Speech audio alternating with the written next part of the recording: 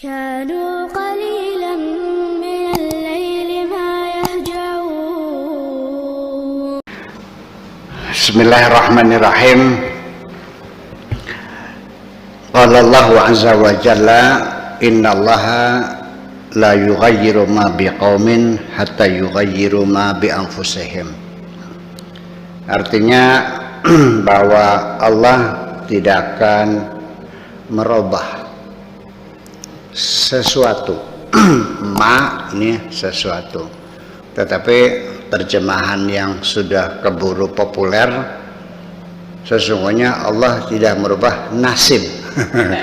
Maknanya nasib suatu bangsa, hatta yughayyiru ma bi anfusihim, kecuali mereka merubah diri mereka sendiri. Ini terjemahan menjadi sangat populer gara-gara karena ayat ini disampaikan oleh Bung Karno dalam pidatonya di depan sidang umum PBB.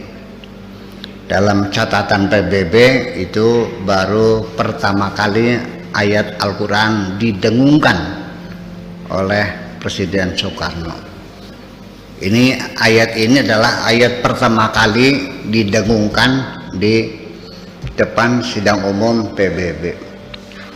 Jadi raja-raja Arab dulu nggak ada yang pernah ngedalil nih, yang ada belum ada. Dalam rangka perjuangan bangsa Indonesia untuk memperoleh haknya, yaitu hak self determination, hak menentukan nasib sendiri. Jadi korelasinya ada bahwa Indonesia ingin merebut haknya, bisa menentukan masa depan bangsa Indonesia ada di tangan bangsa Indonesia, artinya tidak diatur oleh Belanda. Di mana korelasinya? Yaitu bahwa ketika kita masih diatur Belanda, berarti kita tidak bisa mengatur sendiri. Maka ayat ini diterjemahkannya pas dengan itu, Allah tidak akan merubah nasib suatu bangsa kecuali bangsa itu merubah nasibnya sendiri. Walhasil maka kesimpulannya Indonesia harus merdeka. Oke. Akan tetapi ketika kita lihat dari kajian linguistiknya, ini menjadi janggal. Karena seperti kita ketahui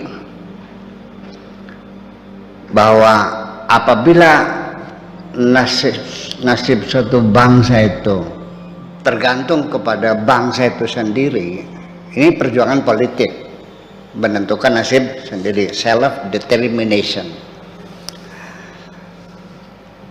bahwa bangsa itu harus menentukan nasibnya sendiri. Tetapi pada realitanya, apakah betul orang itu bisa menentukan nasibnya sendiri? Omong kosong.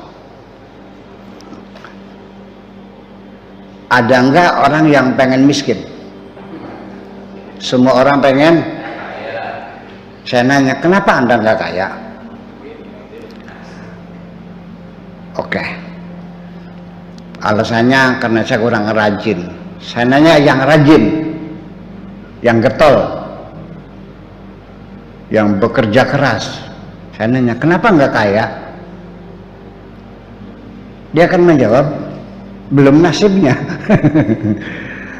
Itu satu, bahwa persoalan merubah nasib apakah di tangan manusia apa di tangan Tuhan.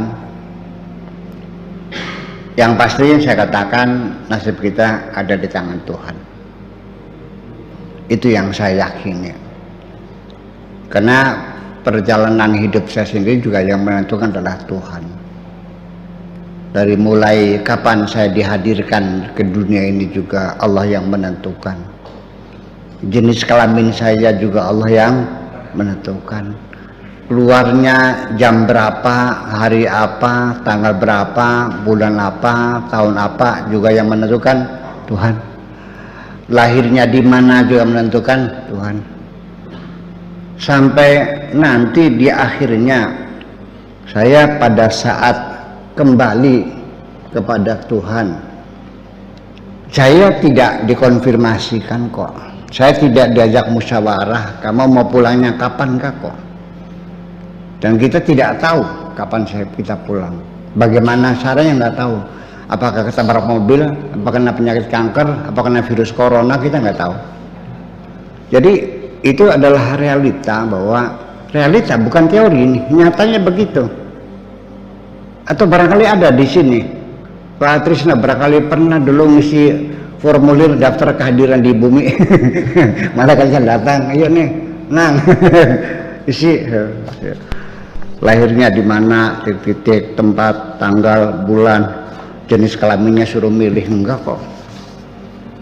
Semuanya ini pemberian gratis semuanya. Nah, dari situ akhirnya kita menjadi menyangkal apabila nasib suatu bangsa itu tergantung pada bangsa itu sendiri untuk merubah, baru Allah akan merubah.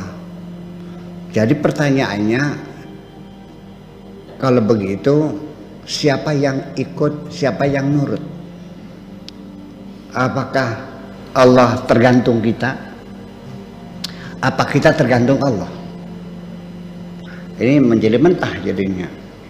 Nah, oleh karena itu terjemahan yang sangat bagus adalah bukan kecuali. Kalau tadi kan Allah tidak akan merubah nasib suatu bangsa kecuali bangsa itu merubah nasibnya sendiri. Bukan begitu.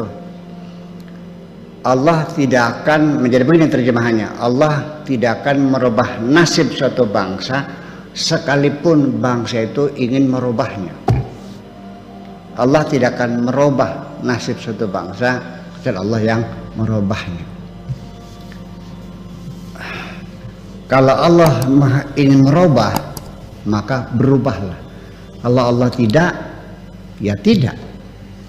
Sampai terjemahan awal seolah-olah Allah itu mengikuti keinginan kita. Jadi yang jadi dunungan siapa, Pak Didik? Yang ikut yang jadi dunungan siapa? Yang jadi bos siapa? Yang jadi babu siapa? Manusia berubah, Allah berubah. Manusia tidak merubah, Allah tidak berubah. Jadi yang jadi majikan siapa? Itu. Jadi ini akhirnya yang menjadi persoalan ketika menerjemahkan hatta. Jadi ketika hatta diterjemahkan kecuali, menjadi maknanya bertolak belakang.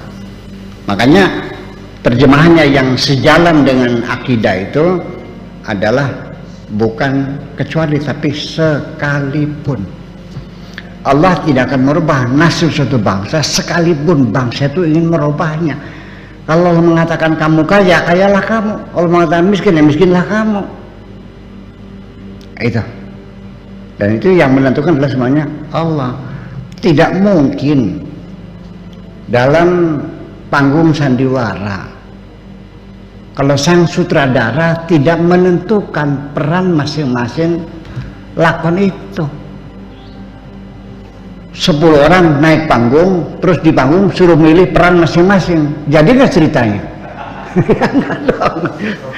Oleh menuju kamu jadi raja, kamu jadi tukang beca, kamu jadi pacar gelapnya, pacar selingkuhannya, menjadi istrinya, kan begitu. Terus ada tokoh antagonisnya. Jadi gimana? Ya sudah, kalau engkau ditunjuk sebagai tokoh antagonis, yang bermainlah sebagai antagonis. Jadi sangkuni, jelas sangkuni, kalau masalah. Ya, nanti belum tentu bahwa di akhir permainan nanti yang akan mendapat piala citra itu belum tentu sang raja. Malah tokoh antagonis yang dapat piala citra karena dia menjadi the best actor. Makanya dalam beribadah ini bukan sekedar hanya melaksanakan tugas, tapi juga laksanakan secara sempurna sehingga engkau menjadi the best actor. Ya, how to be the best actor, bagaimana menjadi pemain yang terbaik, itu aja persoalannya. Oke. Allahumma salli ala al-Mustafa Habibna Muhammad alaihi salam.